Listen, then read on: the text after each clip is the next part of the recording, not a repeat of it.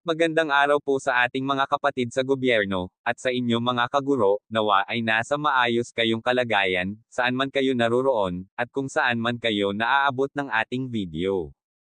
Isa na namang masaya, at nakakagandang balita, ang hatid natin sa inyo ngayon, dahil malalaman natin ngayon ang mga karapatan at mga benepisyo na nilalaman ng Magna Carta for Public School Teachers. Para sa buong detalye, tapusin na panoorin ang bidyong ito, at huwag kalimutang mag-subscribe, paki-like at share para ma-notify po kayo sa mga ganitong information, at narito ang detalye.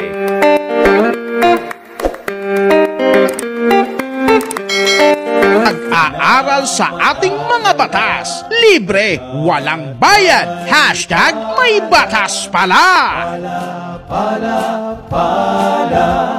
Okay, karapatan ng mga teachers sa mga public schools. JC, napakalaga ng papel na ginagampanan ng mga guro sa pagtataguyod ng isang matatag na republika. Yes po, hindi matatawaran kasi Chief ang kadakilaan ng propesyon ng pagtuturo. Kaya ipinasa po ang Republic Act No. 4670 o mas kilala sa tawag na Magna Carta for Public School Teachers upang bigyan ng proteksyon ang mga guro na naglilingkod sa pampublikong paaralan. Maliban po sa professional staff ng state colleges at universities. Alamin po natin ang mga benepisyo ng mga guro sa ilalim ng batas, lalo na't sisimulan nating ipagdiwang, gaya po ng nasabi nyo kanina, Chief, ang National Teachers Month ngayong September 5. At siyempre, ang karapatan ng mga guro ay magkaroon ng security of tenure. At hindi sila maaaring tanggalin at maliban na lamang kung mayroon just or authorized cause. Dapat may formal charge kung may kaso. Imbestigahan.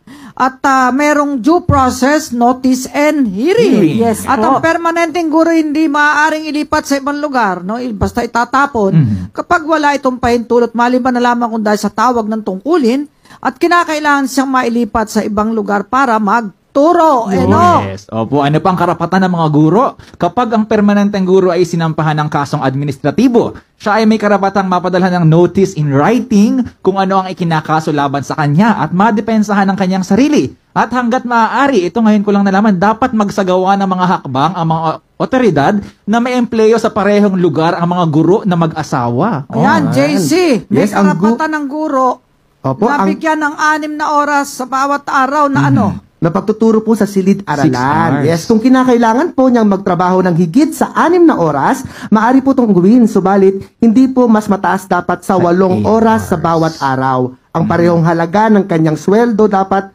at karagdagang 25% po ang dapat ibabayad sa kanya in excess of that 6 hours po. Natutupad kaya ito?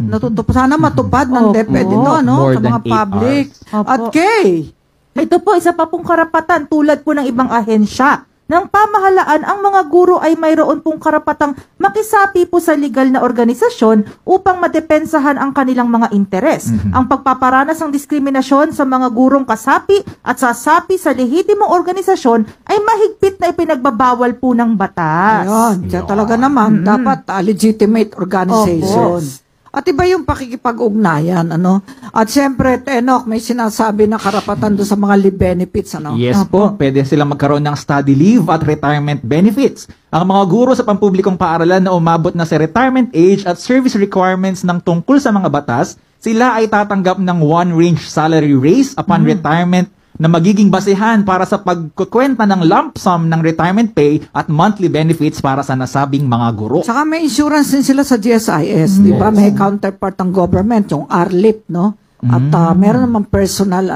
share and teacher. Parang tayo rin, no? At siyempre, ayon sa batas, dapat libre na ibigay ng pamahalaan sa mga guro. Alin? Ang compulsory medical examination bago sila magturo at medical check-ups kada taon habang sila ay nagtuturo. Kung kinakailangan ang medical treatment o pagpapagamot, kinakailangan na ibigay din ito ng libre ng pamahalaan. Sana nagagawa ng hanggang sa mga probinsya. Ang daming teachers. Oo, alam ito para malaman ng mga teachers. Hindi po tayo dito para mang-away. Tayo po yung nagpapaalam ng karapatan at kung ano ang batas para po ang batas maproteksyonan ang lahat.